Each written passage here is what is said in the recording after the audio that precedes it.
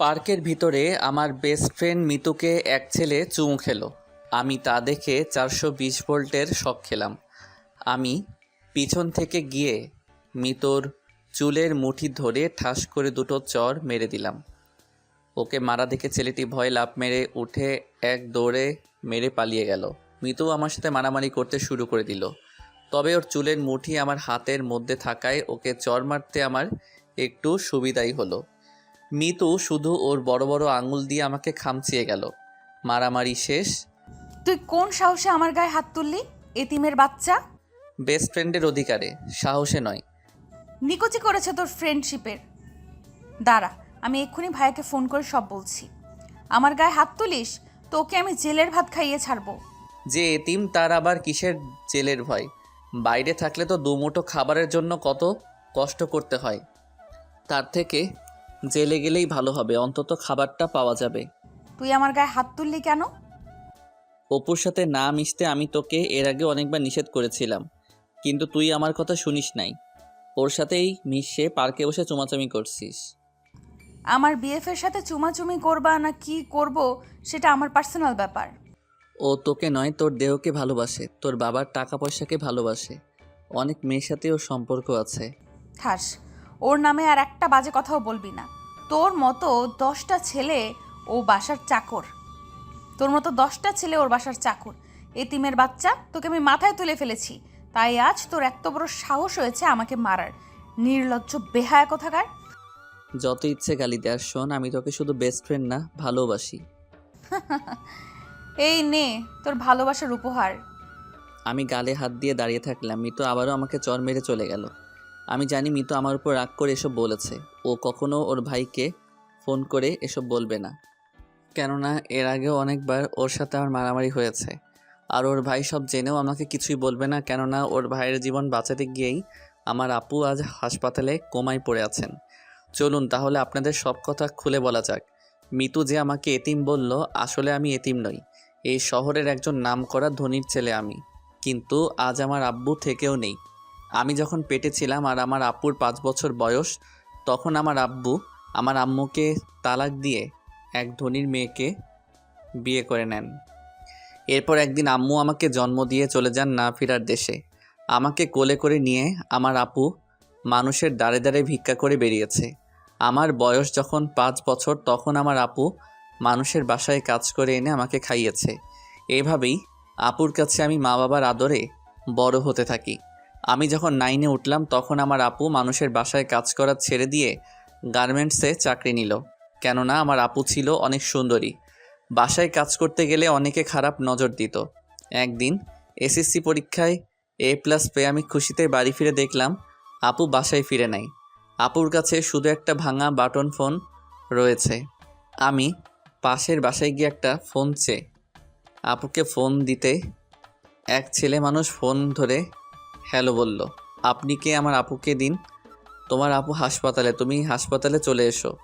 আমি গিয়ে দেখলাম আপু বেডে শুয়ে আছেন। ওর পুরো মাথার চুলগুলো কেটে ফেলে সাদা কাপড়ে ব্যান্ডেজ করা। আমার আপুর কি হয়েছে? মিতুর ভাই বলল, আমাকে সন্ত্রাসীর হাত থেকে বাঁচাতে গিয়ে তোমার আপু গুলি খেয়েছে। আমি মিতুর ভাইকে গিয়ে বলতে লাগলাম, আপনার জন্য আমার আপুর এমন হয়েছে। আমার আপুর কিছু হলে আমি আপনাকে ছাড়বো না। আপু ছাড়া আমার আর কেউ নেই। মিতুর ভাই এসে আমাকে বুকের সাথে জড়িয়ে ধরে বলল, কে বলেছে তোমার কেউ নেই? আমি আছি। তোমার আপুর ভালো হতে যত টাকা লাগে সব টাকা আমি দিয়ে চিকিৎসা করাবো। আমার জীবন বাঁচাতে তোমার আপু নিজের জীবন উৎসর্গ করতে দ্বিধাবোধ করেনি। আর আমি এগুলো করতে না পারলে আমাকে আল্লাহ কোনোদিনও ক্ষমা করবেন না। ডাক্তার এসে একটা রিপোর্ট দেখে জানালেন উনি কোমায় চলে গেছেন। ভালো হওয়ার সম্ভাবনা নেই বললেই চলে, মাত্র 1%। আমি আপুকে জড়িয়ে ধরে কান্না শুরু করলাম। আপু কিছুই বলছে না। দেখলাম শুধু ওর চোখের কোণা দিয়ে 2 ফুঁটো জল বেরিয়ে আসলো। সেই থেকে মিতুর ভাই আমার আপুকে দেখার জন্য একজন নার্স রেখেছেন এবং সমস্ত চিকিৎসার দায়িত্ব উনি নিয়েছেন। আমি অনেকক্ষণ পার্কে বসে থেকে বাড়ি যাওয়ার জন্য বের হয়ে রাস্তায় যেতেই কিছু পুলিশ এসে আমাকে অ্যারেস্ট করলো। সরি আবির, আমার কিছু করার নেই। উপর থেকে অর্ডার তোমাকে অ্যারেস্ট করার। এবার আমার বোন আমাকে নয়, ডাইরেক্ট থানার এসআইয়ের নিকট নারী নির্যাতনের কমপ্লেন করেছে। আমাকে ক্ষমা করে দিও। আমি নিরুপায়, তবে তোমার জন্য আমি সাজাটা কমিয়ে দেওয়ার ব্যবস্থা করতে পারি। আমি সব বুঝতে পেরে আমার 2 হাত সামনে বাড়িয়ে দিলাম। মিতুর ভাই আমাকে হ্যান্ডক্যাপ না পরিয়ে বলল, তার দরকার নেই, তুমি এমনি চলো। আমি জিপে বসে ভাবছি কতদিন মিতু আমাকে চর মেরেছে বিনা দোষে বিনা কারণে। কই, আমি তো কারো কাছে কমপ্লেন করি নাই, আর আজও আমার বিরুদ্ধে কমপ্লেন করে আমাকে পুলিশে ধরিয়ে দিল। আমাকে জেলের ভিতরে ঢুকিয়ে মিতুর ভাই বলল, তোমার যখন যা দরকার হয় আমাকে বলো, আমি সব ব্যবস্থা করে দিব। আর তোমার নিম্ন শ্রেণীর 1 মাস জেল খাটতে হবে। আমি কিছু না বলে মিতুর ভাইকে বললাম, আপনি শুধু আমার আপুকে দেখে রাখবেন প্লিজ। আর আমার তো সামনে এইচএসসি পরীক্ষা, জেলের ভিতরেই যদি আমার পড়াশোনার ব্যবস্থা করে দিতেন। আচ্ছা, সব করে দিব। বলে মিতুর ভাই ওনার চেয়ারে গিয়ে বসলো। আমার জেলে থাকতে কোনো সমস্যাই হলো না। প্রতিদিন ক্যালেন্ডারের তারিখ গুনতাম, কবে 1 মাস হবে, জেল থেকে বেরিয়ে আপুকে দেখব। এভাবে 1টি মাস পার হয়ে গেল। আমাকে জেল হতে মিতুর ভাই ছেড়ে দিয়ে বললেন, এই টাকাগুলো রাখো, এখানে 50,000 আছে। আমি না নিতে চাইলেও জোর করে আমাকে দিল। আর কতদিন মানুষের লাথিগুঁতো খেয়ে বাঁচবে? এবার জীবনে কিছু করো। অবশ্যই কিছু করব, তবে আমার পরীক্ষাটা হয়ে যাক আগে। বের হয়ে আসছি আর ভাবছি টাকাগুলো যদিও ব্যবসা করার জন্য সামান্য, তবুও আমার মতো এতিমের কাছে এই টাকাগুলোই অনেক। এই টাকাগুলো দিয়েই আমি আমার ভাগ্যটা লিখব। আপু সুস্থ হলে ভালো একটা ঘরে ওর বিয়ে দিব, আর আমার বেঈমান বাবাকে সব বুঝিয়ে দিব। কিছুদিন পর আমার এইচএসসি পরীক্ষা শুরু হয়ে গেল। আমার আর মিতুর সিট পাশাপাশি পড়েছে। আমি চুপ করে মাথা নিচু করে বসে রইলাম। আমার ক্লাসের কয়েকজন বন্ধু এসে বলল, তুই টেস্ট পরীক্ষায় কলেজের সব থেকে ভালো রেজাল্ট করলি, এরপরই কোথায় হারিয়ে গিয়েছিলি জানিস? আমরা সহ কলেজের সব স্যারেরা তোকে কত খুঁজেছি। সব স্যারেরা ধরে আছেন তুই কলেজের মুখটা উজ্জ্বল করবি, আর তুই কি না এতদিন পর পরীক্ষা হলে এসে হাজির হয়েছিস। কি হলো, কিছু বলছিস না যে? আমি এতদিন জেলে ছিলাম, 5 দিন হলো ছাড়া পেয়েছি। আমার কথা শুনে সবাই যেন আকাশ হতে পড়ল। এতদিন জেলে ছিলি মানে? এসব কি বলিস, মজা দিতেছিস নাকি? না, সত্যি বলছি, আমি এতদিন জেলে ছিলাম। কিন্তু জেলে কেন, কিসের জন্য? আমার ভাগ্যর লিখন। একদিন তোদেরকে সব বলবো। স্যার খাতা হাতে রুমে প্রবেশ করলেন। যে যার জায়গায় গিয়ে বসলো। আমি যেদিকে তাকাই সবাই দেখে আমাকে কেমন চোখে যেন তাকিয়ে দেখছে। ওরা হয়তো ভাবছে জেল খেটেছে নিশ্চয়ই বড় ধরনের অপরাধী ছেলেটি। কিন্তু কেউ তো আর জানে না আমার বেস্ট ফ্রেন্ডকে খারাপ কারো কাছ থেকে বাঁচাতে গিয়ে রাগের বশে 2টো চর মারার ফলেই জেল খেটেছি আমি। স্যার খাতা ও প্রশ্নপত্র দিলেন। পরীক্ষার প্রশ্নপত্র না পাওয়ার আগে যতটা দুশ্চিন্তায় ছিলাম, প্রশ্নপত্র পেয়ে তা দূর হয়ে গেল। শুরু করে দিলাম লেখা। সবার আগে আমি উঠে দাঁড়িয়ে গিয়ে, স্যার অতিরিক্ত পেজ লাগবে বলতে। স্যার সহ পুরো রুমের ছাত্রছাত্রী আমার দিকে তাকালো। এত তাড়াতাড়ি অতিরিক্ত পেজ নিব শুনে এক স্যার এসে আমার খাতাটা উল্টে পাল্টে দেখলো। আমি ভাবছি স্যার এমন করছে কেন। পুরো খাতা দেখলেন, পরে আমাকে খাতা দিলেন। এই অতিরিক্ত পেজ নেওয়ার পর থেকে আমার যত সমস্যা সৃষ্টি হয়ে গেল। স্যার তো নকল করছি ভেবে পাশে এসে পুরো 5 মিনিট দাঁড়িয়ে থেকে লেখা দেখলেন, আবার হঠাৎ ঘাড়ে হাত রাখলেন। আমি তো ভয় পেয়ে গিয়ে স্যারের দিকে তাকাতেই উনি বললেন, গুড, ক্যারি অন। স্যার চলে গেলেন। তারপরই পরপর 3 বার পিছন থেকে কেউ কলমের নিব দিয়ে পিঠে খোঁচা মারল। আমি হালকা ঘাড়ে ঘুরিয়ে তাকাতেই মিতু বলল, 2 ক নম্বর প্রশ্নের উত্তরটা কি হবে? এতিমের বাচ্চা ঘাড় ঘুরিয়ে নিয়ে আবার লিখতে শুরু করলাম। একটু পরও আবার আমাকে খোঁচা মারল, 5 খ নম্বর উত্তরটা বলা যাবে?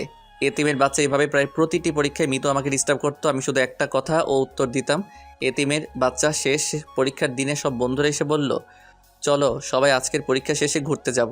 আমি কিভাবে ওদেরকে বলবো আমার কাছে ঘুরতে যাওয়ার মতো টাকা নেই। মিতুর ভাই আমাকে যে টাকা দিয়েছে তা আমার ভাগ্য লিখতে, বন্ধু বান্ধবের সাথে ঘুরে আড্ডা মাস্তি করতে নয়। ওরা বলে যে যার জায়গায় গিয়ে বসলো। আমি পকেটে হাত দিয়ে দেখলাম মাত্র 20 টাকা রয়েছে। 20 টাকা গাড়ি ভাড়া দিয়ে 10 টাকা গাড়ি ভাড়া রাস্তা হেঁটে বাড়ি যাব বলে 20 টাকা নিয়ে এসেছিলাম। পরীক্ষা শেষে সবাই এসে ধরলো, চল তোকে যেতেই হবে। না, আমার কাজ আছে, তোরা যা। ওরা সব চলে গেল। আমার ইচ্ছে হচ্ছিল ওদের সাথে যাই, কিন্তু সেটা তো আর আমার ভাগ্যে নেই। মন খারাপ করে বাসায় গেলাম। হঠাৎ বালিশের নিচে আপুর ভাঙা বাটন ফোনটি ধরতে আমার মন খারাপ মুহূর্তের মধ্যেই ভালো হয়ে গেল। মনে হচ্ছে আজ আমি পৃথিবীর সবচাইতে খুশি। মিতুর ভাই মাসুদ। হ্যালো আবির, তুমি কোথায়? বাসায় ভাইয়া। তাড়াতাড়ি হাসপাতালে চলে এসো। তোমার আপু কোমায় থেকে বের হয়ে এসেছেন। এইমাত্র হাসপাতালের নার্স ফোন করে জানালেন আমায়। আমি যাচ্ছি, তুমি চলে এসো। মাসুদ ভাইয়ার কথা শুনে আমার খুশিতেই চোখে পানি চলে আসলো। দৌড়ে গিয়ে দেখি মাসুদ ভাইয়া আপুর পাশে বসে আছেন। আমি গিয়ে আপুর দিকে চেয়ে থাকলাম। আপুর চোখ বেয়ে জল পড়ছে আমারও। ডাক্তার এসে জানালেন, আপনার ভাগ্য অনেক ভালো। আপনার ভালো হওয়ার কোনো সম্ভাবনাই ছিল না, কিন্তু আল্লাহ পাকের দোয়ায় আর এই মানুষটার জন্য আজ আবার আপনি সুস্থ জীবনে ফিরে আসলেন। আচ্ছা, আমি তাহলে আসি। মাসুদ ভাইয়া চলে যাবে কি আপু আমাকে ওনাকে ডাকতে বললেন। আমি ডাকতেই মাসুদ ভাইয়া আবার আসলো। আপু ওনারা এক হাত ধরে কান্না ভেজা কণ্ঠে বললেন, আপনার এই ঋণ আমি কোনোদিনও শোধ করতে পারবো না। এভাবে বলছো কেন? আমার জন্যই তুমি এমন অবস্থায় পতিত হয়েছিলে। নিজের জীবন হতে কয়েকটা বছর হারিয়ে ফেলেছ। আমি ঋণী তোমার কাছে। চলো, আমার গাড়িতে করে তোমাদের বাসা অবধি এগিয়ে দিয়ে আসি। আপুকে নিয়ে আমি পিছনে বসে আছি আর ভাবছি, মাসুদ ভাইয়া সত্যি মানুষ নয়, ফেরেস্তা। এমন একটা মানুষের হাতেই যদি আমার আপুটাকে তুলে দিতে পারতাম, তাহলে ভাই হিসেবে আমার আপুটাকে শ্রেষ্ঠ উপহার দেওয়া হতো আমার। বস্তির এক নোংরা জায়গায় গাড়ি থামাতে বলাই মাসুদ ভাই অবাক হয়ে বললেন, এখানে গাড়ি থামাতে বলে যে? আমরা এই বস্তিতেই থাকি, একটু ভিতরেই আমাদের বাসা। বাসা অবধি আপনার গাড়ি যাবে না। গাড়ি থেকে নেমে আমরা চলে আসতেই উনি আমাদের ডেকে বললেন, কোনো সমস্যা বা প্রয়োজন হলে জানাইও, ইনশাল্লাহ নিজের সর্বোত্তরটা দিয়ে পাশে থাকবো। আপু মাথা নাড়ল। উনি চলে গেলেন। আমি আর আপু আমাদের বাড়ি চলে আসলাম। কয়েকদিন পর আপু আর আমি বসে থেকে প্ল্যান করছি কিভাবে আমাদের এই পরিস্থিতিটা বদলানো যায়। আপু বলল, আমরা আগে যেখানে থাকতাম ওখানেই বাড়ি ভিটেটা বিক্রি করে দিই। যা হবে আর তোর কাছে যা আছে তা দিয়ে আমরা টাকাগুলো কাজে লাগিয়ে দিই ভাই। আপু, ওই জমিটা বিক্রি করে সর্বোচ্চ 30,000 টাকা পাওয়া যাবে। এই দিয়ে কিভাবে কি করব আমরা? ভাই, আমার ওই 30 আর তোর কাছে 50, এই দিয়েই আমরা একদিন ভাগ্যটা এমনভাবে লিখবো যা হয়তো কেউ স্বপ্নেও ভাবতে পারবে না। কি করব আমরা? দীর্ঘদিন আমরা গার্মেন্টসে কাজ করার অভিজ্ঞতা আর আমার সাথে কাজ করার কিছু চেনা জানা মানুষ নিয়ে ছোট্ট একটা ওয়ার্কশপ দিয়ে আমরা আমাদের যাত্রাটা শুরু করব ভাই। আপু কি করতে চাইছে আমার মাথায় ঢুকলো না। আপু কিছু বুঝলাম না। আমরা প্রথমে পুরনো কয়েকটা সেলাই মেশিন কিনবো, তারপর কিছু গার্মেন্টস কর্মীদের পার্ট টাইম এখানে কাজ করার জন্য সংগ্রহ করব। এরপর আমরা ছোট্টখাটো কাজ ধরবো এবং খুব সূক্ষ্মভাবে কাজ করব। আপু তাহলে মাসুদ ভাইয়াকে আমাদের জানানো উচিত, ওনার থেকেও কিছু পরামর্শ নেওয়া উচিত, কি বলিস? এমনিতেই আপু আসার পর থেকে আমি যখন মাসুদ ভাইয়ের সাথে কথা বলতাম, তখন আপু শুধু ওনার কথাই বলতো। উনি কেমন আছে জানতে চাইতো। আজ আবার ওনার কথা বলাতে আপু অনেক খুশি হয়ে গেল। আমি ফোন দিলাম। উনি আমাদের এক রেস্টুরেন্টে যাওয়ার কথা বললেন। আপু দেখছি সেই সাজুগুজু করছে। আমার কিছুটা শখ হলো। আপু আগে থেকেই মাসুদ ভাইয়ের সাথে পরিচয় নেই তো, ওনাদের মাঝে কোনো সম্পর্ক আছে মনে করে আমার শখ হলো। আপুকে গিয়ে বললাম, আপু এত সাজুগুজু ব্যাপার কি? ওনার সামনে আমরা যাব, একটু তো সাজুগুজু করতেই হবে। আপু উনি যদি তোর প্রেমে পড়ে যায়? চুপ, তুই অনেক দুষ্টু হয়ে গেছিস, চল এখন। আপু তোদের মাঝে আমি গিয়ে কাজ কি? তুই একাই যা। দিব একটা চর, চল বলছি। আপু আমার হাত ধরে নিয়ে গেল। রেস্টুরেন্টে বসে আমি ওদের দুইজনের মাঝে বাধা হয়ে বসে থাকলাম। মাসুদ ভাইয়ার দৃষ্টি বলছে আমি যেন উঠে যাই। ওনার শুভ দৃষ্টিতে আমি যেন বাধা হয়ে আছি। আমি একটা বাহানা দিয়ে উঠে যেতে আপু আমার হাত চেপে ধরলো আর ছাড়লই না। মাসুদ ভাইয়ার সাথে সব কথা শেষ। উনি আমাদের পুরনো সেলাই মেশিন কিনে কাজটা যত তাড়াতাড়ি পারি শুরু করে দিতে বলল। উনি হঠাৎ একটা কার্ড বের করে দিয়ে বললেন, মিতুর বিয়েতে তোমরা দুজন অবশ্যই আসবা কিন্তু। এই নাও কার্ড। কার্ড খুলে দেখলাম মিতুর বিয়ে অপুর সাথে। আমি পুরাই শক খেয়ে গেলাম। এমন বাজে ছেলের সাথে মাসুদ ভাইয়া মিতুর বিয়ে কেন দিচ্ছে? আপু ছিল তাই মুখ ফুটে কিছু বলতে পারলাম না। বাসায় এসে কেমন যেন আমার মনটা ছটফট করছে। মনে হচ্ছে একসময় যখন এতিম বলে কেউ আমার সাথে মিশতো না, তখন মিতুই আমার সাথে মিশেছে, বন্ধুত্বের হাতটি বাড়িয়ে দিয়েছে। আর আজ মিতু তার জীবনটা একটা মানুষরূপী অমানুষের হাতে তুলে দিতে বসেছে। ওর বেস্ট ফ্রেন্ড হিসেবে আমার কি কিছুই করার নেই? অবশ্যই আছে। ওর চোখ থেকে অন্ধের পটিটা তুলে ফেলতে হবে। যেই করেই হোক এই বিয়েটা ভাঙতেই হবে। মাসুদ ভাইয়াকে দিলাম ফোন। উনি ফোন ধরলেন না। আমি ওনার থানায় চলে গেলাম। গিয়ে সব বলে দিলাম এবং সত্যি কিনা তার প্রমাণ দিতে অপুর সাথে সম্পর্ক করা সব মেয়েদের সাথে ওনার কথা বলিয়ে দিলাম। বাসায় চলে আসছি আর ভাবছি তুই আমার বেস্টু, আর এমন লুইচারে বিয়ে করবি তা তো হবে না। দিছি ঠিকমতো বোম লাগাইয়া, এখন কেমন ফাটে তা দেখার বিষয়। বাসায় গেলাম, একটু পর আপু বলল, তোর ফোন। কে আপু? কি জানি, একটা মেয়ে তোকে চাইয়ে কথা বলবে না। ফোন ধরতে এলোপাতাড়ি গায়েল শুরু করে দিল। তোকে জেলের ভাত খাইয়েও কি শিক্ষা হয়নি? আবারও আমাদের পেছনে লেগেছিস। তোর জন্য ভাইয়া অপুর সাথে আমার বিয়েটা ক্যান্সেল করেছে, আর অপুকে জেলে পুরে দিয়ে বলেছে অপুর যদি কিছু হয়। আমি আস্তে করে ফোনটা কেটে দিয়ে বলছি, তাই রে নাই রে ও রে। অমনি আপু আমার কানের উপরের চিপটা টেনে ধরে, রেস্টুরেন্টে এমন কেন করছিল আমার মিষ্টি ভাই? আহ আপু, আহ আপু, আপু লাগছে তো, ছাড়ো না প্লিজ। তোর আর মাসুদ ভাইয়ার শুভ দৃষ্টিতে সমস্যা হচ্ছিল, তাই তো আমি আমি চলে আসতে চাচ্ছিলাম। আপু আমার চিপ ছেড়ে দিয়ে কিছুক্ষণের জন্য নীরব হয়ে গেল। কি হলো আপু? ভাই, তুই যে স্বপ্ন দেখছিস সেটা তো অবাস্তব কিছু। ওনার স্ট্যাটাসের সাথে কি আমরা যাই? আমরা কোথাকার ইতিম, দুমুঠো খাবারের জন্য কত কষ্ট করতে হয়। আপুর চোখ বেয়ে জল পড়ল। সরি আপু, আমি তোকে কষ্ট দিয়ে ফেললাম। আরে না, যা হাত মুখ ধুই আয়, খাবি। আপু খাবার বাড়তে চলে গেল।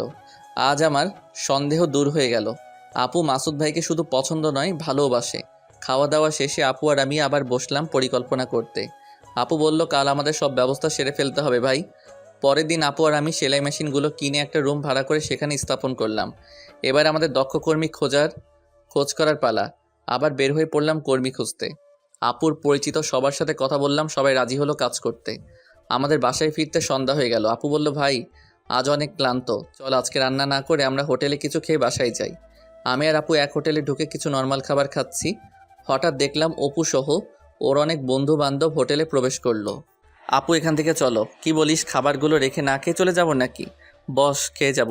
তাহলে তোর ব্যাগে যে মাস্ক আছে ওটা আমায় দে। আপু ওর মাস্কটি বার করে দিল। আমি তাড়াতাড়ি করে মাস্কটি পরে নিলাম। খেয়াল করলাম পিছনের টেবিলে বসা আপু সহ ওর বন্ধুরা আপুকে নিয়ে বাজে বাজে মন্তব্য করছে। আমার রাগে মাথা গরম হয়ে গেল। বিষয়টা আপু বুঝতে পেরে আমার হাতটি ধরে নিয়ে বিল পে করে বের হয়ে গেল।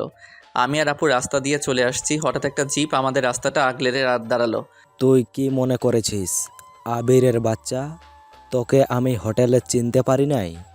হোটেলে সিসি ক্যামেরা ছিল, তাই কিছু না বলে তোদের বাইরে বার হতে বাধ্য করেছি। সেদিন তো আমার সামনে আমার জানে মনটাকে চড় মেরেছিলি। আমার বিয়েটাও তুই ভোগে পাঠিয়ে দিয়েছিস। তোকে কি আমি এমনি এমনি ছেড়ে দিব বল? মালটাকে তোর গার্লফ্রেন্ড নাকি? দেখতে জোস মায়েরি। অপুর কথা শুনে আমার চোখ দুটো লাল হয়ে গেল। আমার সামনে আমার বোনকেও মাল বলল। আমি ওকে মারতে যাব কি আপু আমার হাতটি ধরে বলল, না চুপ করে থাক। চল, তোকে ছেড়ে দিচ্ছি। মালটাকে আমাদের হাতে তুলে দিয়ে চলে যা তুই। দেখ অপু, তোর রাগ আমার উপর, আমার জন্য আমার আপুকে নিয়ে বাজে মন্তব্য করবি না। তোর যত রাগ আছে আমার উপর ঝাড়। তুই তো এতিমের বাচ্চা, তোকে মারলে ছুঁচো মেরে হাত গন্ধ করা হবে। আর তোর আপুকে নিয়ে গিয়ে আদর দিলেই তোর আসল শিক্ষা আপু হবে। আমার হাত ধরে একটু টান দিয়ে চোখ পানে চেয়ে বলল, ভাই, আর একটু এই কথাগুলো সহ্য কর। ও আসছে, আমাদের কোনো ভয় নাই। আমি ভাবছি ওটা কে যে আমাদের আজকে বাঁচাবে। অপুর কয়েকটা বন্ধু এসে আমাকে কিল ঘুষি মারলো। আমি মাটিতে পড়ে থাকলাম। আপুকে নিয়ে ওরা জিপে করে চলে যেতেই পুলিশের গাড়ি এসে ওদের ধরে ফেললো। আমি মাটি থেকে মাথা তুলে দেখলাম আপু আর মাসুদ ভাইয়া আমার দিকে এগিয়ে আসছে। মাসুদ ভাইয়া আমাকে টেনে তুলল। তুমি ঠিক আছো তো? আমি ওনাকে ধরে দাঁড়িয়ে বললাম, ভাইয়া চলো হাসপাতালে। না ভাইয়া, আমি ঠিক আছি। আচ্ছা তাহলে চলো তোমাদের বাসা অবধি এগিয়ে দিয়ে আসি। আমাদের বাসা অবধি উনি এগিয়ে দিয়ে আপুকে বলল, ধন্যবাদ তোমাকে এই শহরের বাচ্চাটাকে ধরার জন্য। একটা উপযুক্ত প্রমাণ খুঁজেছিলাম, আজকে তা পেয়ে গেছি। জেলের ভাত খাইয়ে ছাড়বো এগুলোকে আমি। আমি ভাবছি আপু মাসুদ ভাইয়াকে কখন বলল অপু আমাদের ঘেরাও করেছে, আর আপুই বা কীভাবে সাহায্য করলো। আপু আর মাসুদ ভাইয়া কথা বলতে থাকলো। আমি ভাবলাম 1 মিনিট হাঁটলে তো বাসা। আমি এগোই, আপু আসুক। ওই দাঁড়া, আপু চলে আসলেন। বাসায় ফিরে ফ্রেশ হয়ে বসে আছি। ভাই, তুই আজকে খুশি হোস নাই? খুশি কেন হব আমি আপু? কেন? অপুকে তো আজকে উনি ধরে নিয়ে গেল, তাই? তুই খুশি হওয়ার কথা বলছিস? ভাবতো মাসুদ ভাইয়া সময় মতো না আসলে কি হতো। উনি তো আসবেনি, ওনার কথা মতোই তো সব করেছি আমি। মানে কি আপু, কি বলিস তুই এসব? এই দেখ পর। লাবণ্য, কি করো? এই তো একটু কাজ সেরে আমি আর ভাই বাসায় ফিরছি। কোথায় এখন? Road number 5-এ। ও, ভালো। এখানে এক হোটেলে আছে না, ওখানে গিয়ে তুমি আর তোমার ভাই বসো। কেন? এক আসামিকে ধরবো, তোমার কিছু সাহায্য লাগবে। কোনো প্রমাণ নেই। এরা ওখানে যে হোটেলটায় আছে ওখানে প্রতিদিন ড্রিঙ্কস করতে যায়। তুমি ওখানে গেলেই ওরা তোমার পিছু নেবে এবং ইপটিজিং করবে। আর এই সুযোগে আমি ওদেরকে অ্যারেস্ট করব।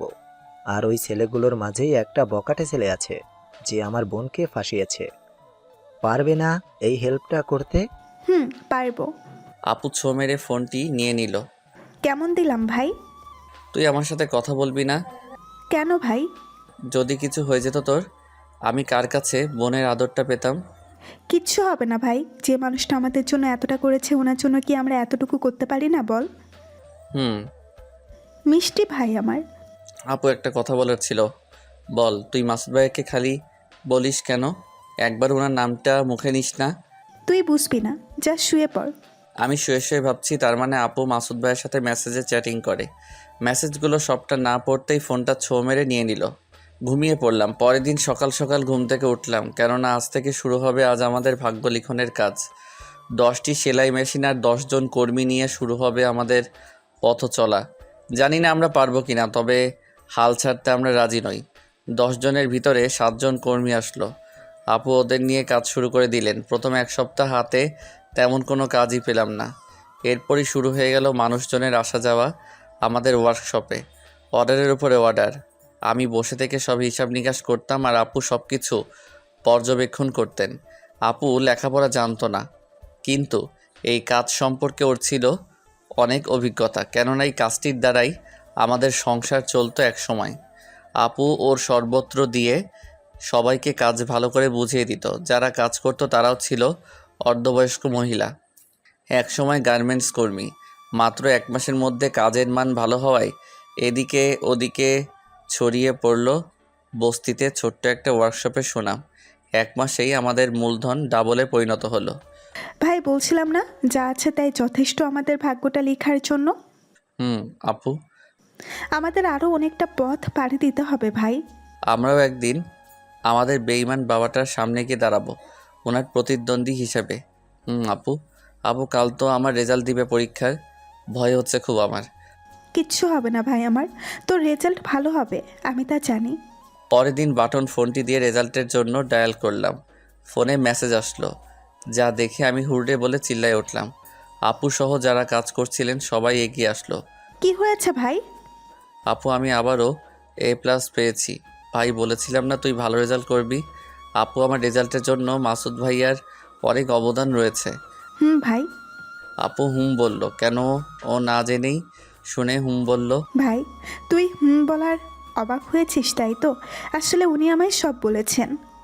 আপু ফোন করে মাসুদ ভাইয়াকে জানাই। কি বলিস? হুম। আমি ফোন করে রেজাল্টের কথা বললে মাসুদ ভাই আমাকে কংগ্রাচুলেশনস জানালো। আমি ভাবছি কি করে বলবো মিতুর রেজাল্ট কি, পেটে আসলেও মুখে বলতে পারলাম না। উনি বললেন মিতু কান্না করছে, ওর একটাই ফেল আসছে। কোনটায় ফেল আসছে? আইসিটিতে না? আমি কিছুক্ষণ নীরব হয়ে রইলাম, কেননা মিতু আইসিটি MCQ দিতে গিয়ে আমায় বারবার পিছন হতে কলম দিয়ে খোঁচা মারছিল। ওই দিনই পরীক্ষা শেষে বুঝেছিলাম ও খারাপ রেজাল্ট করবে আইসিটিতে। ওর রেজাল্টের জন্য আমিও কিছুটা দায়ী, কিন্তু নিজেকে দোষ দিয়ে কী লাভ? ও তো ওর উপরে আমার সব অধিকার কেড়ে নিয়েছে। ভাই ফেল করেছে মিতু, আর তুই মন খারাপ করলি যে? এমনি আপু। ও, তাহলে ভাই আজকে সবাইকে ছুটি দিয়ে চল, বাসায় যাই। আচ্ছা, আপনাদের ছুটি আজকে? সবাই অনেক খুশি হয়ে গেল। আর শুনুন, কালকে একটু সকালে আসবেন, আমার ভাইয়ের পাশকলার উপলক্ষে মিষ্টি খাওয়াবো আপনাদের। বাসায় এসে ফ্রেশ হয়ে বসে আছি, হঠাৎই আপু এসে হাসতে লাগলো। ভাই, ও ভাই। কি হয়েছে, এত খুশি কেন? ও না, আমার বিয়ে করতে চাইছে। মানে ওটাকে? আরে উনি। উনি মানে? ওফ, মিতুর ভাই। আপুর কথা শুনে আমিও হতবাক হয়ে গেলাম। মাসুদ ভাই আমার আপুকে বিয়ে করবে? আপু, মজা করছিস না তো? না ভাই, সত্যি। আর উনি আজকে আমার সাথে বিকেলে দেখাও করবে বলেছে। ভাই তোর কি হলো, মন খারাপ করলি যে? আপু আমায় ছেড়ে চলে যাবি তুই? আমার তো কেউ নেই, আমি অনেক একা হয়ে যাব, তাই খারাপ লাগছে। আচ্ছা ভাই, তাহলে ওনাকে আমি না করে দেই? না আপু, এমন মানুষ তুই কখনো পাবি না। মাসুদ ভাই এত বড় লোক, তবুও কোনো অহংকার নেই মনে। তুই হয়তো জানিস না আপু, উনি যে এত ব্যস্ত থাকতেন, তবু প্রতিদিন 2-3 ঘন্টা হাসপাতালে গিয়ে তোর পাশে বসে থাকতেন। উনি একদম মাটির মানুষ, উনাকে না করা ঠিক হবে না। সত্যি আপু আমরা লাকি। আচ্ছা চল খাবি। খাওয়া দাওয়া সেরে ফেললাম, তাই যা তাড়াতাড়ি বার হয়ে নে। ভাই যা তাড়াতাড়ি বার হয়ে নে। উনি মেসেজ দিয়ে ওই হোটেলটাও যেতে বলেছে। আমি কিছু না বলে আপুর মুখের দিকে তাকিয়ে রইলাম। ভাবছি এই যুগেও এমন মেয়ে থাকে যে কিনা তার ভালোবাসার মানুষ ডেকেছে আর ভাইকে সাথে নিয়ে যাবে বলছে। আপু তুই একটা কি বল? না থাক আর, যা বার হ। আমি তো পাগল যে তোর সাথে যাব, তুই যা। মাসুদ ভাই তোকে একা ডেকেছেন। ভাই একটা কথা বলি, আমার না একা একা যেতে শরম পাচ্ছে। ও মেসেজে সারাক্ষণ কথা বলো আর এখন শরম পাচ্ছে তাই না? তুই অনেক পেকে গিয়েছিস। দাঁড়া, ওনাকে তোর জন্য একটা দেখতে বলবো আজ। যা যা বলিস। আমি চলে আসলাম, এসে মনে মনে বলছি দেখতে বলার কি আছে, ওনার বোনই তো আছেন। তুই বিয়ে কর, তারপর তোর ননদটাকে আমাকে দিস, তাই হবে। আপু বের হয়ে আমাকে বলে চলে গেল। আমি শুয়ে থাকলাম। সন্ধ্যার পর দরজায় আপু এসে ঠক ঠক করলো। আমি দরজা খুলেই অবাক। আমি কাকে দেখছি? কে আপনি? কাকে চাই? কুত্তা, আমি তোর আপু। ও আপু তুই, এগুলো কি পরেছিস? আর চুলগুলো এমন স্টাইল, ওরে বাবা পুরাই হিরোইন দেখছি। মজা করিস না তো, এগুলো নিয়ে চল ভেতরে। কি এগুলো? শপিং? এসে সব বার করে দেখছি আপুকে মাসুদ ভাই অনেক কিছু কিনে দিয়েছে। ভাই কালকে তোকে ওনার বাসায় ডেকেছেন। কেন? আর আমি তো ওনার বাসা চিনি না। আপু আমাকে ঠিকানা দিয়ে বললো, আমাকে কারণ বলে নাই। আচ্ছা আপু, তাহলে কালকে সকালে আমি মাসুদ ভাইয়ার বাসায় যাব। আচ্ছা। রাতে শুয়ে শুয়ে ভাবছি অনেক দিন পর কাল মিতুকে দেখতে পাবো। সকালে ঘুম থেকে উঠে ওনার বাসায় চলে গেলাম। বাসায় ঢুকতে এক কাজের মানুষ আমাকে বসতে বললেন। মাসুদ ভাইয়া কোথায় গেছে বলেন উনি একটু বাহিরে গিয়েছেন, একটু পরেই আসবে। আমি মনে মনে শুধু মিতুকে খুঁজছি। বাড়ির এদিক ওদিক তাকিয়ে কোথাও দেখছি না। একটু পর একটা গান শুনতে পেলাম, পাশে তাকাতেই দেখছি পিছন দিয়ে মিতু বাহিরে কোথাও যাচ্ছে। কাক যতই চিল্লাক না কেন, তার সুর কখনো কোকিলের মতো হয় না। ও আমার কথা শুনে বুঝতে পারলো আমি ওরই বাড়ি এসে ওকে কিছু বলেছি। আমার কাছাকাছি এসে কি বললি? আবার বল, মুখ সামলে কথা বলবি। আর তুই আমার বাসায় কেন? তোকে বাসায় ঢুকতে কে দিয়েছে? এক্ষুনি বের হয়ে যাবি নাকি তোর গাল দুটো চর মেরে গরম করে দিয়ে ঘাড় ধাক্কা দিয়ে বের করে দিব? আমি নিজের ইচ্ছায় আসি নাই, ঠিক আছে?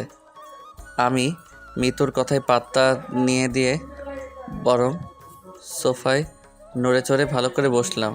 ওর আর সহ্য হলো না আমাকে চর মারতে যাবে কি? অমনি মাসুদ ভাই এসে হাজির হয়ে গেল। এগুলো কি হচ্ছে মিতু? বাসায় আসা মেহমানের সাথে এমন ব্যবহার করাকে শিখিয়েছে তো ভাই। ক্ষমা চাও ওর কাছে। কখনো না। মিতু রাগ দেখিয়ে কোথাও যাবে বলে ঠিক করেছিল, তা না যে ওর রুমে চলে গেল। আবির, ওর ব্যবহারে কিছু মনে করো না তুমি। না, কিছু মনে করি নাই। মাসুদ ভাইয়া কাজের মানুষকে কফি নিয়ে আসতে বললেন। আমি বললাম ভাইয়া আমাকে ডেকেছেন যে? আসলে তোমার আপু আর আমার বিষয়টা হয়তো তুমি জানো। আমি তোমার আপুকে আমার বাসায় বউ করে আনতে চাই। তুমি কি বলো, রাজি আছো? ভাইয়া আপনি কি আর আমরা কি, মানুষজন কি বলবে? যে যাই বলো, আমার তাতে কিছু যায় আসে না। তুমি রাজি কি? ভাইয়া আপনি তো জানিনি, আমি আর আপু সবে 1 মাস হলো একটা ওয়ার্কশপ খুলেছি। আপুকে বিয়ে দেওয়ার মতো সামর্থ্য তো এখন আমার নেই। তোমার কোনো খরচ করতে হবে না। তোমার আপুর সাথে আমার বিয়েটা একটা হোটেল বুক দিয়েই হবে। আর যা খরচ সব আমার। তুমি রাজি কিনা? আমি রাজি হয়ে গেলাম। উনি বললেন তাহলে আগামী সপ্তাহে এই দিনে সব ব্যবস্থাটি করে ফেলি, কি বলো? আপুকে বলে ডেট করা উচিত। তোমার আপুকে বলেছি, ও বলেছে তুমি যা বলবা তাই হবে। আচ্ছা তাহলে ডেট ফিক্সড করে ফেলুন। সব কিছু ঠিকঠাক হয়ে গেল। চলো, তোমায় বাসা অব্দি এগিয়ে দিয়ে আসি। আমি না করলেও উনি আমাকে গাড়িতে করে নিয়ে আসলেন। আমি গাড়ি হতে বাহির হলাম। একটুখানি দূরে দেখলাম আপু দাঁড়িয়ে আছেন। মাসুদ ভাইয়াও গাড়ি হতে নেমে দাঁড়িয়ে থাকলেন। আমি আপুর কাছে আসছি আর ভাবছি আমাকে এগিয়ে দেওয়ার আসল কারণ তাহলে এটা। আপুর কাছাকাছি এসে পাশ দিয়ে চলে যেতেই লেগে বললাম, নে হয়েছে। এবার চলে আয়, সব ঠিক হয়ে গিয়েছে। আপু একটু লজ্জা পেয়ে গেল এবং আমার সাথে চলে আসলো। আপুর সাথে বসে আপুকে সব বললাম। রাতে শুয়ে শুয়ে ভাবছি, মিতু আমার উপরে এতটা রাগ পুষে রেখেছে। মাসুদ ভাই ঠিক সময় না আসলে আজও হয়তো আমার গাল সত্যিই চর মেরে লাল করে দিত। তবে একটা জিনিস ভেবে অবাক হচ্ছি, অপু তো জেলে, অপুর সাথে ওর বিয়ে ঠিক হয়েও তা ভেঙে গেল। ও কোথায় একটু মন খারাপ করবে তা নয়, উল্টো মনের সুখে গান গাইছে। ব্যাপার কি? কয়েকদিন পর বিয়ের সব আয়োজন শেষ, কাল বিয়ে। মাসুদ ভাই বললেন, তুমি আর তোমার আপু আজকেই হোটেলে চলে যাও। ওখানে আমার অনেক আত্মীয় স্বজন গিয়েছে। আমি বেশ কিছু টাকা সাথে করে নিয়ে আপুকে নিয়ে চলে গেলাম। মাসুদ ভাই জানালো, ওখানে আমার গাড়ির ড্রাইভার আছেন, ওনাকে সব বলা আছে। তুমি ওনার সাথে আজ শহরে চলে যাও, কেনাকাটা করে আস্তে আস্তে হয়তো সকাল হয়ে যাবে। আমি গেলাম, সব কিছু কিনে নিয়ে সকালে ফিরলাম। আপুকে সাজানো কিছু জিনিসপত্র দিতে ও যে রুমে রয়েছে ওখানে গেলাম। রুমে ঢুকতেই মিতু আমাকে দেখে কিছুটা চমকে গেল। তুই এখানেও কেন? যা, বের হ। আর আমার ভাইয়ের বিয়েতে তোকে কে দাওয়াত দিয়েছে? তুই কেন এসেছিস? আমাকে কেউ আসতেও বলেনি আর কেউ দাওয়াতও দেয়নি। আমি এসেছি আমার বোনের বিয়েতে। আমার কথা শুনে মিতু যেন আকাশ থেকে পড়ল। তোর বোন মানে? তোর বোন কে? একটু সাইডে যা, ওই যে ওইটা আমার বোন। মানে তুই না এতিম? এগুলো কি বলিস? মিতু এদিকে আসো, ও ঠিকই বলছে, আমি ওর বোন। আর তোমার ভাই কি তোমায় বলে নাই আমি ওর বোন? না, গত এক সপ্তাহ ভাইয়ের সাথে রাগ করে কথা বলি নাই আমি সব দিয়ে বাইরে চলে আসলাম। কাজী সাহেব এসে বিয়ে পড়াতে লাগলেন। নাম বলতে এক ভদ্রলোক বললেন, কাজী সাহেব দাঁড়ান। আপু মাথা নাড়লেন। তোমার নাম লাবণ্য? তোমার নাম কি? আমি আমার মায়ের নাম বলতে উনি কিছুটা চমকে উঠে বললেন, তাহলে পাত্রীর বাবার নামের আগে কাজী সাহেব কেন মৃত নাম বললেন? আমি ভাবলাম লোকটি কি আমার আব্বু বেঁচে আছে জানে না কি, আর আমার আব্বুর নামটা কেন জানতে চাইলো। আসলে আমি যখন আমার মায়ের পেটে ছিলাম আর আপুর বয়স যখন 5 বছর, তখন আমাদের বাবা আমাদের মাকে তালাক দিয়ে অন্য একজনকে বিয়ে করে আমাদের ছেড়ে চলে যায়। সেই থেকে আমার আর আপুর চোখে আমাদের আব্বু মৃত। আমার সার্টিফিকেটেও মৃত লেখা আছেন। তাই কাজী সাহেব মৃত বলেছেন। কিন্তু আপনি কে? আপনার নাম কি? লোকটা মাথা নিচু করে থাকলে আমি আবারও জানতে চাইলাম, আপনি কে? কি হলে বলুন। আরে ওনাকে চিনহ না? উনি হলেন এই শহরের বিশিষ্ট ব্যবসায়ী শরীফ সাহেব। আমার আর বুঝতে বাকি থাকলো না, উনি হলো আমার সেই মৃত বাবা। আমি চরম ক্ষোভে বলতে শুরু করলাম, আপনারা সবাই শুনুন। টাকা পয়সাওয়ালা কোটিপতির মেয়েকে বিয়ের লোভে নিজের স্ত্রীর পেটে 8 মাসের সন্তান ও 5 বছরের একটা মেয়েকে রেখে তালাক দিয়ে চলে যাওয়া আমার ও আপুর মৃত বাবাটি আর কেউ নয়, উনি হলেন। অমনি আপু পিছন থেকে এসে আমার মুখটি চেপে ধরে বললেন, চুপ কর ভাই। আপুর হাতটি সরিয়ে না আপু বলতে দে আমায়। এতদিন নিজের ছেলেমেয়ের কোনো খোঁজ খবর নেই, আর আজকে মেয়ের বিয়েতে নামের আগে মৃত বলায় প্রীতির পরিচয় নিয়ে এসেছেন। আমি সহ বিয়েবাড়ির সবাই আমার পিতার নামে বেঈমানটাকে অপমান করে অনেক কথা শুনিয়ে দিলাম। ভাই, হাজার হলেও উনি আমাদের বাবা, আমাদের জন্মদাতা। আপু তুই চুপ কর, উনি আমাদের কিসের বাবা? জন্ম দিলে কি বাবা হয়ে যায়? উনি পিতা হিসেবে কি দায়িত্ব পালন করেছেন যে আমাদের পিতা হবেন উনি? আমার পিতা ও মাতা একমাত্র তুই, আর কেউ নয়। আপু তুই আমার সব। একটু পর উনি সহ আমার সৎমা চলে গেলেন। আপু এসে আমাকে জড়িয়ে ধরে কান্না করলেন। মাসুদ ভাইয়া এসে বললেন, লাবণ্য, শান্ত হও। কাজী আবার আপুর বিয়ের কাজ শুরু করে দিলেন। বিয়ে পড়ানো শেষ, এখন খাওয়া দাওয়া হবে। আমি একটা জিনিস ভেবে পাচ্ছি না, মিতুকে সেই সকালে আপুর সাথে রুমে দেখলাম। ও কোথায় গিয়েছে মনে মনে খুঁজছি কিন্তু পাচ্ছি না। অতএব মিতু সহ ওর বান্ধবীদের দেখা মিলল খাবার টেবিলে। আমি খেয়াল করে দেখলাম মিতুর সাথে যারা বসে আছে একটাও আমার চীনা পরিচিত কেউ নয়। আমি অপর দিকে এক টেবিলে খাবার দিচ্ছি। হঠাৎ মিতুর এক বান্ধবী আমায় ডেকে বলল, আরে চিনতে পারো নাই আমাকে? একদিন না তুমি আমি মিতু একসাথে তোমাদের কলেজে গিয়ে আড্ডা দিয়ে আসলাম। আসলে আমার তো মনে পড়ছে না। ও আচ্ছা। আমি আবার একটু এদিকে আসলাম। কিরে মিতু, আবিরের সাথে কথাই বললি না যে? ও না তোর বেস্ট ফ্রেন্ড? ঝগড়া করেছিস নাকি? মিতু কিছু না বলে খেতে থাকলো। মিতু, একটা কথা বলবো তোকে। দেখ, আবির আগে কত খ্যাত ছিল, এখন অনেক স্মার্ট হয়েছে, তাই না? কেন, তোর কি পছন্দ হয়েছে আবিরকে? ডাক দিয়ে বলবো যে তুই প্রেম করবি ওর সাথে? আরে না, এগুলো কি বলিস? তাহলে চুপ করে খা। খাওয়া দাওয়া শেষ, আপুকে এখন মাসুদ ভাইয়ার বাসায় নিয়ে যাওয়ার পালা।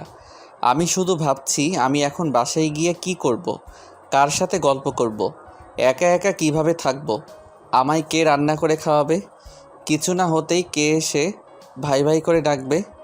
আপু অনেক কান্না করলেন, কিন্তু আমি চাইলেও আপুর মতো চিৎকার করে কাঁদতে পারলাম না। শুধু দু চোখ বেয়ে জল বেয়ে হয়ে আসলো। আমি আপুকে বিদায় দিলাম। একে একে সবাই হোটেল হতে বিদায় নিল। আমিও বের হয়ে আসছি আর ভাবছি, আপু যখন মেয়ে হয়ে জন্ম নিয়েছে তখন তাকে পরের ঘরে একদিন না একদিন যেতেই হবে। কিন্তু আজ আমার মনে হচ্ছে আমি যেন আজ সত্যি এতিম হয়ে গেলাম। বাসায় এসে বসতে আপু ওর বাটন ফোনে ফোন দিল। অনেকক্ষণ আপুর সাথে কথা হলো। ও অনেক কান্না করলো। আমি কি বলে সান্ত্বনা দিব তার ভাষা খুঁজে পেলাম না। 2 দিন পর ওয়ার্কশপে সেলাইয়ের কাজ করা সবাই আমার বাসায় আসলো। বাবা 3 দিন হলো আমরা সবাই কাজ করতে এসে প্রতিদিন এখানে ঘুরছি। তোমরা কি আর আমাদের দিয়ে কাজ করাবে না? আমরা কি ঠিকমতো কাজ করতে পারি না, নাকি আমাদের কাজে তোমাদের পোষাচ্ছে না? আসলে তা নয়, আমার আপুর বিয়ে হলো তো তাই আর কি। ও আচ্ছা, লাবণ্য মামনির বিয়ে হয়ে গেল। তা জামাই কি করে? দুলাভাই পুলিশ অফিসার। ও, লাবণ্য মামনি ভালোই ভাগ্যবতী তাহলে, এমন একটা বর পেল। আপনারা বসুন একটু।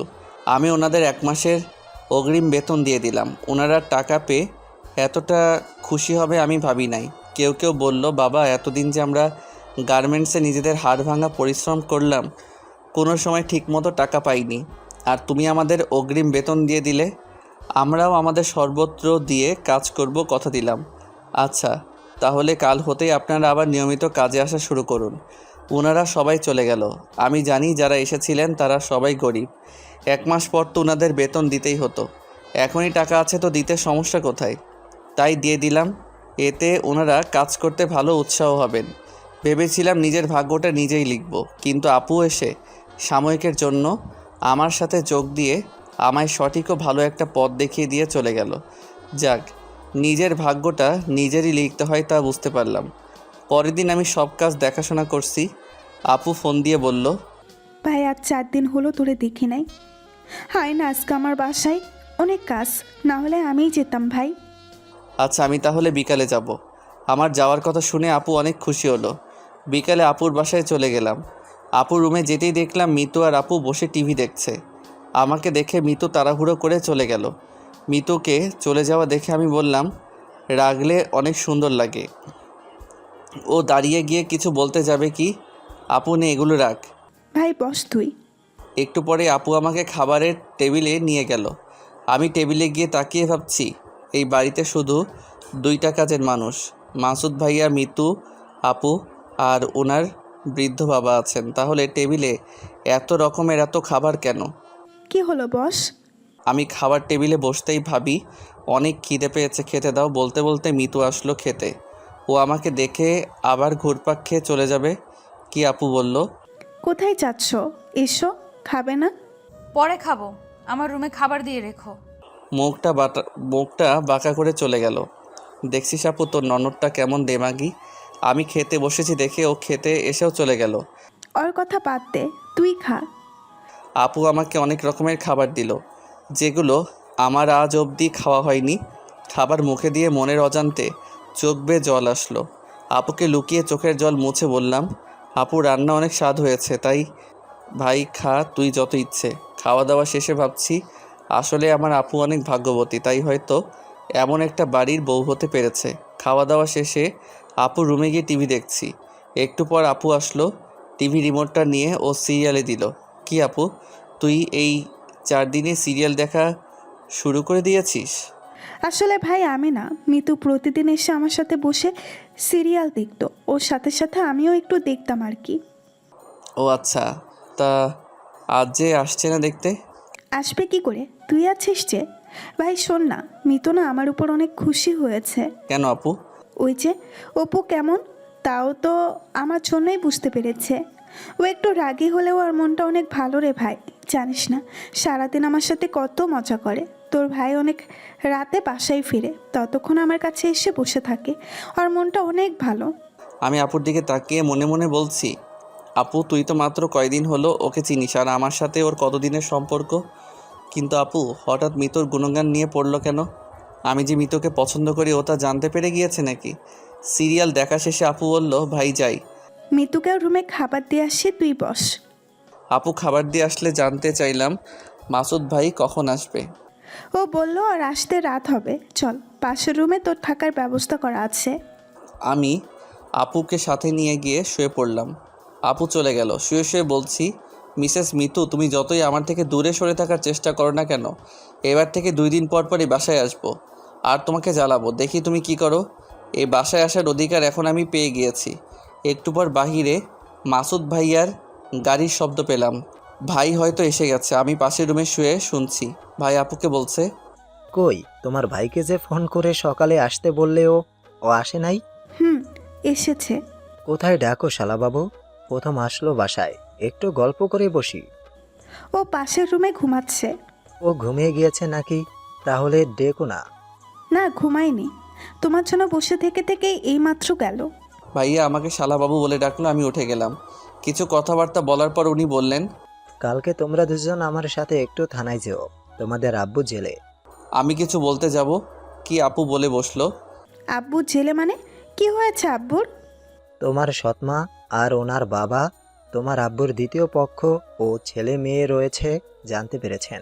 তোমার আব্বু ওনাদের মিথ্যা কথা বলা ও সব গোপন রাখাই ওনাকে চোরের অপবাদ সহ আরও মিথ্যা কিছু মামলা দিয়ে পুলিশকে ধরিয়ে দিয়েছে। তুমি আমার আব্বুকে জেলে দিতে পারলে? আমার হাত আইনে বাধা। আপু এত অস্থির ও কান্না করছে কেন? ওনাকে জেলে দিয়েছে তো কি হয়েছে? উনি তো আমাদের কাছে মৃত। বুঝলাম না। আমি ওনার যেমন কর্ম তেমনই ফল পেয়েছেন। আপুর কান্নাটা বেড়েই গেল। মাসুদ ভাইয়াও আমি আপুকে সান্ত্বনা দিয়ে আমি রুমে চলে আসলাম। পরের দিন সকালে উঠতেই মিতু আমার রুমে কফি নিয়ে আসলো। আমি তো পুরাই অবাক। মিতু আমার জন্য কফি নিয়ে এসেছে, ব্যাপার কি? আমি উঠে বলতে লাগলাম, সকাল সকাল ঘুম থেকে উঠেই কার মুখ যে দেখলাম, মনে হয় আজকের দিনটা একদমই বাজে যাবে। কই দেখি তো আজকে সূর্যটা কোন দিকে উঠেছে। আমার কথা শুনে মিতু রাগে কফি টেবিলে রেখে চলে গেল। আমি কফি খেয়ে দেখলাম আজকের কফির স্বাদটা একটু আলাদা।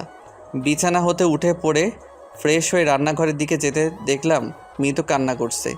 কী ব্যাপার? মিতু কি রান্না পারে নাকি শখের বসে রান্না করছে? আপু ভাইয়াকে দেখলাম বাসায় নেই। রান্নাঘরে গিয়ে মিতুর কাছে জানতে চাইলাম সব কোথায় গিয়েছে। ও আমার কথা শুনেও না শোনার ভান করলো। আমি আবারও বললাম, তবু না শোনার ভান করলো। ইচ্ছে করছিল কাছে গিয়ে ওই দিনের মতো চুলের মুঠি ধরে 2 চর বসিয়ে দেই। মাসুদ ভাইয়াকে ফোন দিলে উনি ফোন উঠাচ্ছে না। পরে বাড়ির বাহিরে এক কাজের মানুষের কাছে জানতে চাইলে বলেন ওনারা হাসপাতালে গিয়েছেন, কে যেন অসুস্থ তাই দেখতে। কোন হাসপাতালে গিয়েছে যে আমাকে বলে যায় নাই আমি তা তো জানি না। রুমে চলে আসতে রান্নাঘরে উকি মেরে দেখি রান্না প্রায় শেষ। মিস মিতু, এতদিন তুমি আমার সাথে কথা বলো নাই, দেখি আজ কথা বলো কি না। রুমে গিয়ে দরজা হতে অন্যমুখ হয়ে আমি শুয়ে রইলাম। শুয়ে শুয়ে ভাবছি কখন মিতু এসে আমায় বলবে, ওঠো রান্না শেষ, খাবার রেডি, খাবি চল। একটু পর বুঝতে পারলাম মিতু আমার রুমে প্রবেশ করেছে। ও এসে আমাকে কিছুই বলছে না, কি যেন করছে। আমি ঘাড় ঘুরিয়ে দেখি ও সব খাবার আমার রুমে নিয়ে এসেছে, সব রেখেও চলে গেল। আমি জিব্বাতে কামড় মেরে বলছি, তুই যদি আমার বোনের ননদ না হতি তাহলে আজ এই সুযোগ মিস করতাম না। তোর এত ইগো দেমাগ সব মাটিতে মিশিয়ে দিতাম। শুধু তোর সাথে কিছু করলে আমার বোনের সংসারটা ভেঙে যাবে বলে কিছু বললাম না।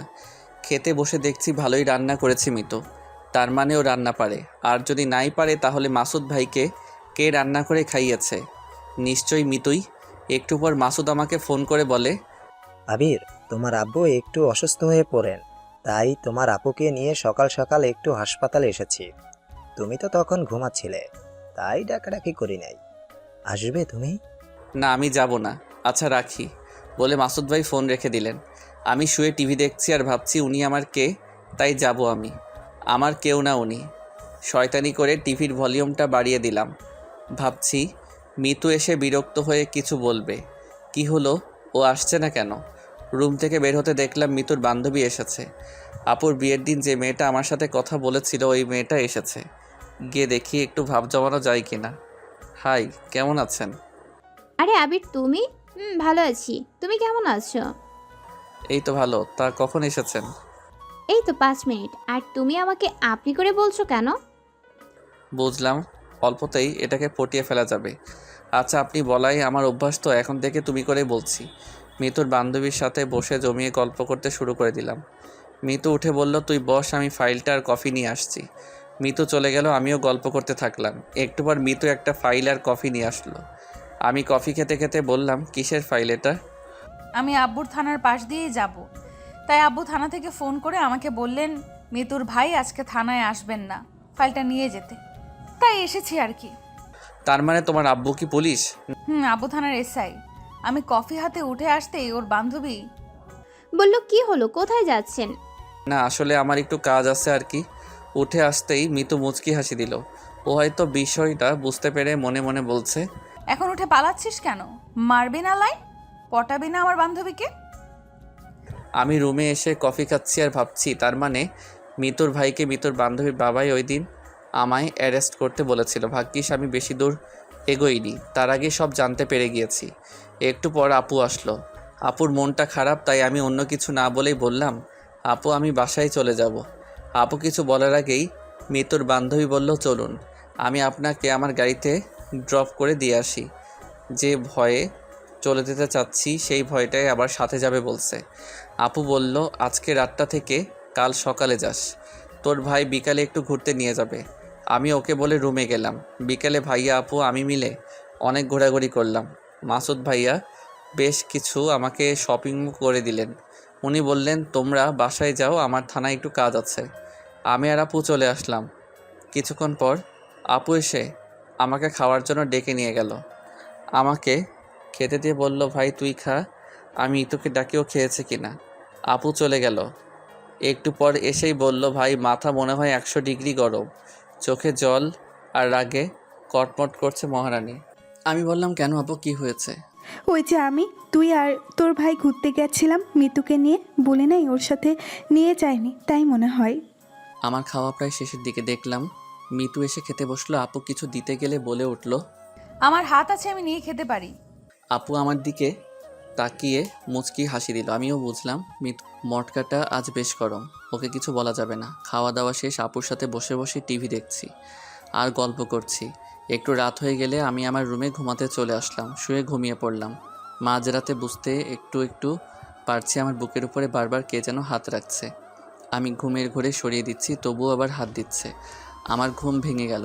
পাশে কেউ আছে কিনা হাত দিয়ে দেখতে গিয়ে দেখলাম কে যেন শুয়ে আছে। আমি লাফ দিয়ে উঠে টেবিল ল্যাম্পটা জ্বালিয়ে দিলাম। এ কি মিতু তুই? মিতু ওর মুখে হাত দিয়ে বলল, একদম চুপ থাক। তুই আমার বিছানায় কেন মিতু? আর রুমের দরজা তো অফ, কি করে ভিতরে আসলি তুই? তোর আগেই এসেছি, আর কি জন্য এসেছি সেটা এখন বুঝাবো তোকে। দেখ মিতু, তুই যদি ভাবিস যে আমার রুমে এসে উল্টাপাল্টা কিছু করে তোর ভাইয়া ও আপুর কাছে আমাকে খারাপ বানাবি, তাহলে তুই চরম ভুল করবি। কেননা এটা আমার থাকার রুম, আর ওনারা কিছুই বিশ্বাস করবে না, বরং উল্টো তোকে খারাপ ভাববে। মিতু আমার কথা শুনে হা হা করে হেসে দিল। আমি অবাক হয়ে ওর দিকে চেয়ে রইলাম। মাত্র 2 দিন কথা বলেই তুই আমার বান্ধবীটাকে পটিয়ে ফেলেছিস। ও তোকে ভালোবেসে ফেলেছে। সন্ধ্যায় আমাকে ফোন করে তোর নাম্বার চাইলো, তাই ভাবলাম নিজের কাছেই পড়ে আছে একটা অমূল্য কিছু, আমি তার কদর না বুঝে তাকে দূরে সরিয়ে দিয়েছি। আর না, আজ তাকে আপন করে নিব। মিতুর কথা শুনে আমি একটু হাসি দিয়ে মনে মনে বলছি যে আমার মূল্যটা এতদিন বুঝে নাই, তার সঙ্গে জীবন পার আমি করব না। মাত্র 2 দিনেই আমার বিষয়ে সবটা না জেনেই যে আমাকে ভালোবেসেছে, তার ভালোবাসায় আমি গ্রহণ করে নিব। তুই হাসিস কেন? এমনি। আচ্ছা। মিতু আমার আরও কাছে আসতে থাকলো। দেখ মিতু, আর কাছে আসার চেষ্টা করবি না, নইলে আমি ভাইয়া আপুকে ডাক দিব। ও কিছু না শুনেই আমার কাছে আসতেই থাকলো। আমিও কি করব বুঝতেছিলাম না, তাই আজকেও আবার ওই দিনের মতো মিতুকে ঠাস করে একটা চর বসিয়ে দিলাম। আজ আর ও ওই দিনের মতো আমার সাথে মারামারি না করে ও বসিয়ে দিল এক চিৎকার। ওর এক চিৎকারে পুরো বাড়ি যেন কেঁপে উঠল। আমি ভয় পেয়ে মিতুর মুখটা চেপে ধরলাম। এটা তুমি কি করলে মিতু? আপু এসে দরজা ঠকঠক করতে লাগলো। কি হয়েছে ভাই? দরজা খোল। আবির, দরজা খোলো। ভাই আপু এসে দরজা ঠকঠক করতে লাগলো। আমি কি করব ভেবে পাচ্ছি না। অবশেষে মিতুর মুখ ছেড়ে দিয়ে দরজা খুলতে গেলাম। দরজা খুলে মিতুর দিকে তাকাতেই দেখলাম এই কয়েক সেকেন্ডে ওর চুলগুলো এলোমেলো করে ফেলেছে, ওড়নাটিও মেঝেতে ফেলে দিয়েছে। ভাইয়া আপু রুমে প্রবেশ করতেই মিতু গিয়ে মাসুদ ভাইয়াকে জড়িয়ে ধরে কান্নার নাটক শুরু করে দিল। ভাইয়া, আবির আমাকে জোর করে, আমি রাজি হইনি দেখে, ওই দেখো চর মেরেছে। ছি আবির, ছি, এগুলো কি? আমাকে মারতে গেলে আপু ধরে ফেলেন মাসুদ ভাইয়াকে। আপুকে ঝাটকানি মেরে ফেলে দিয়ে আমার কাছে মারতে এসেই হঠাৎ থেমে গিয়ে বলেন, তুমি এখনই এই বাড়ি হতে বের হয়ে যাবা, নইলে আমি তোমার গায়ে হাত তুলতে বাধ্য হব। ভুলে যাব তুমি আমার শালাবাবু। আমি চলে আসছি আর ভাবছি আজ মৃত্যু মাসুদ ভাইয়ার কাছে সত্যি আমাকে খারাপ প্রমাণ করে ছাড়লো। আমার জন্য আপুকে মাসুদ ভাইয়ার কত কথাই না এখন শুনতে হবে। এসব কি হয়ে গেল? মৃত্যুরে কেমন ভালোবাসা বুঝলাম না। একটু আগে বলল আমি নাকি অমূল্য সম্পদ, যে এতদিন ওর হাতের কাছে ছিল, আর এখন কি চাল দিল যে ও বাড়িতে যাওয়ার আমার আর মুখটা রইল না। বাসায় আসলাম, কিছুই ভালো লাগছে না। আজ 4 দিন ওয়ার্কশপের মানুষদের কাজে আসলে ঘুরিয়ে দিয়ে যাচ্ছি। আপুর সাথে কোনো কথা নেই। মৃত্যু আসলে আমার জীবনটাকে বিষে দিচ্ছে। ওর ভালোর জন্যই ওই দিন পার্কে ওর সাথে অমনটা করেছিলাম। ও আমাকে জেলে দিল, তবুও আমার কোনো রাগ হয়নি ওর উপরে। ইচ্ছে করেনি ওর উপরে কোনো প্রতিশোধ নিতে। 5 দিনের দিন দেখলাম আপু ব্রিফকেস নিয়ে বাসায় এলো। আপু, কি হয়েছে তোর? ভাই তুই আসার পর থেকে ওনার সাথে আমার কথা কাটাকাটি হতো মৃত্যুকে নিয়ে। কাল রাতে ওর সাথে অনেক ঝগড়া হয়। রাতেই আমাকে বাড়ির হতে বাহির করে দিচ্ছিল। কিন্তু ওর রাত কোথায় যাব, তাই বাড়ির বাইরে রাতটা কাটিয়ে আজকে চলে আসলাম। আমার আর সহ্য হলো না। মৃত্যু আজ শুধু আমার নয়, আমার আপুর জীবনটাও নিয়ে খেলেছে। এবার ওকে দাঁত ভাঙা জবাব না দিলেই নয়। আমি রাগে কটমট করে যাব কি? না ভাই, তুই কিছু করলে আমার সংসারটা পুরো ভেঙে যাবে। আমরা বরং ধৈর্য ধরি, ওনার রাগ কমলে সব ঠিক হয়ে যাবে। আমি থেমে গেলাম। এখানে তো মাসুদ ভাইয়ার কোনো দোষ নেই। নিজের বোন যদি নাটক করে বা ভাই শুনে অন্য তার বোনকে কেউ রেপ করতে চেয়েছে, তাহলে সে কি চুপ করে থাকবে? থাকবে না। যা দোষ সব মৃত্যুর সাহস ও অহংকার দিন দিন বেড়েই চলেছে। আমি ওকে উচিত শিক্ষা দিয়েই ছাড়ব। আপু অনেক কান্না করলো। আমি কি বলে সান্ত্বনা দিব বুঝলাম না। 2 দিন হলো আবার আমিও আপু ওয়ার্কশপে পুনরায় কাজ শুরু করে দিলাম। খুব ভালোই চলছিল, কিন্তু প্রতিদিন আপুর কান্না আমার ভালো লাগতো না। 10 দিন মাসুদ ভাইকে আপু ফোন করে চলে, উনি ধরে না। এভাবে আরও বেশ কিছুদিন হয়ে গেল। আমিও আপুর পথচে বসে থাকলাম। কবে মাসুদ ভাই এসে আমার আপুকে নিয়ে যাবে, কিন্তু উনি আসলেনই না। এরই মধ্যে আমার কলেজে ভর্তি ডেট চলে আসলো। কলেজে ভর্তি হয়ে গেলাম, কিন্তু আমি কলেজে শুধু 3 দিন ছাড়া যাইনি। ভাই চল আজকে আপুকে দেখে আসি। উনি আমাদের পিতা, ভুল করেই ফেলেছেন। এখন উনি যথেষ্ট সাজা পেয়েছেন। আজ উনি আমাদের মতোই এতিম। তুই আমি ছাড়া ওনাকে জেলে দেখতে যাবার মতো কেউ নেই। আব্বুকে দেখতে যাওয়ার কোনো ইচ্ছাই নেই আমার, কিন্তু আব্বুকে দেখতে গেলে মাসুদ ভাইয়ার সাথে আপুর দেখা হবে ভেবে আমি রাজি হয়ে গেলাম। কিছু খাবার কিনে নিয়ে আপুর সাথে রওনা দিয়ে দিলাম। থানায় পৌঁছে 15 মিনিট ধরে বসে আছি। মাসুদ ভাই থানায় নেই। ওনার অনুমতি ছাড়া আব্বুর সাথে কেউ দেখা করতে পারবেন না। আপু মাসুদ ভাইয়ের বউ বললেও আমাদের দেখা করার পারমিশন দিল না। আমি আপুর খাবারগুলো নিয়ে বসে থাকলাম। একটু পর মৃত্যুর বান্ধবীর বাবা থানার এসআই এসে আমাদের পারমিশন দিয়ে দিল।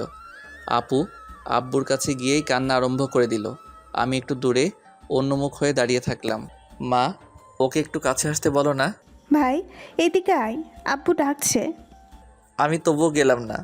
আপু আবারও ডাকলো। এবার গেলাম। কাছে যেতেই আব্বু 2 হাত জোর করে ক্ষমা চাইতে যাবে কি আপু ওনার হাতটি ধরে ফেললো। না আব্বু না, তুমি পিতা হয়ে সন্তানের নিকট এভাবে হাত জোর করতে পারো না।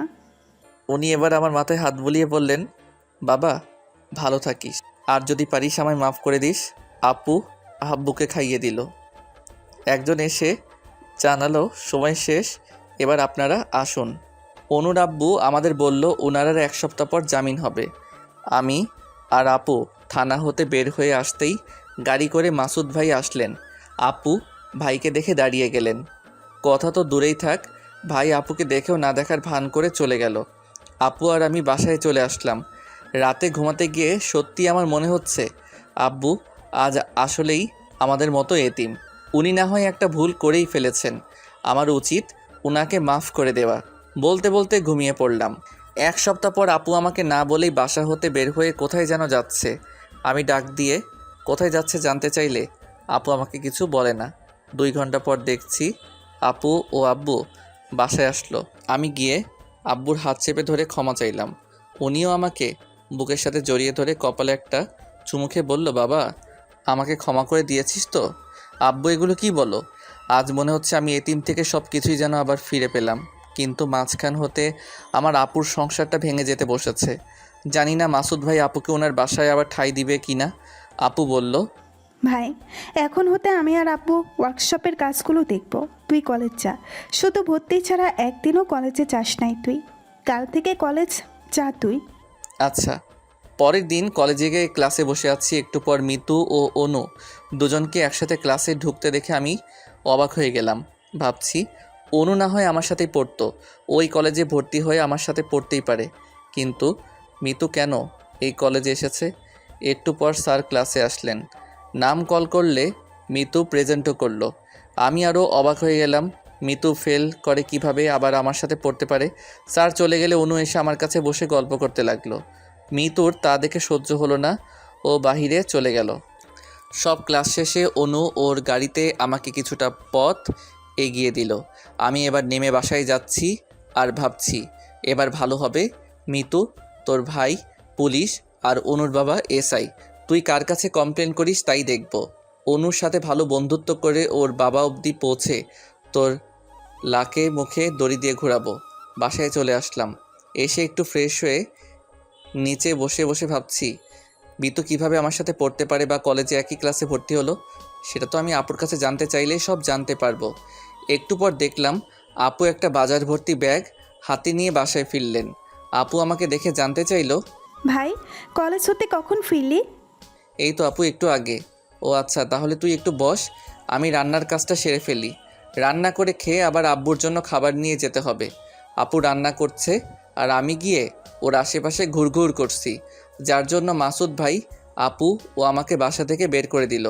আমি তার কথায় আপুর কাছে কিভাবে জানতে চাইব বুঝছি না।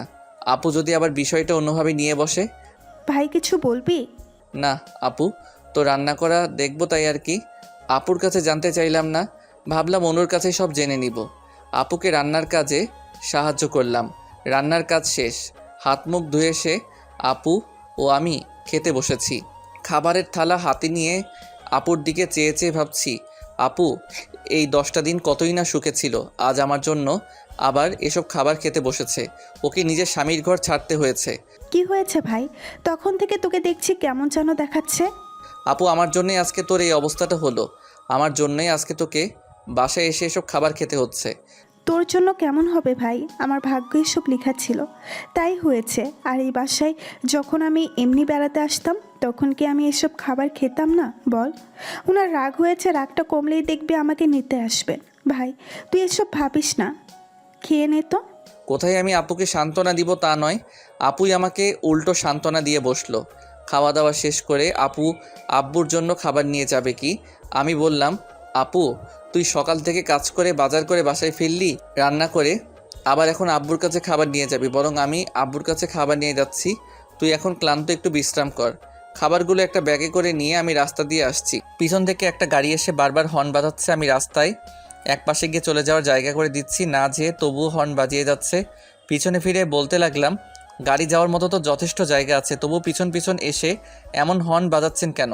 সমস্যা কি আপনার? একটু খেয়াল করে দেখলাম, আরে এটা তো অনু। কি ব্যাপার আবির, মাথায় তো গরম যে? এমনিতে একটু দুষ্টামি করছিলাম আর কি। ও বুঝলাম।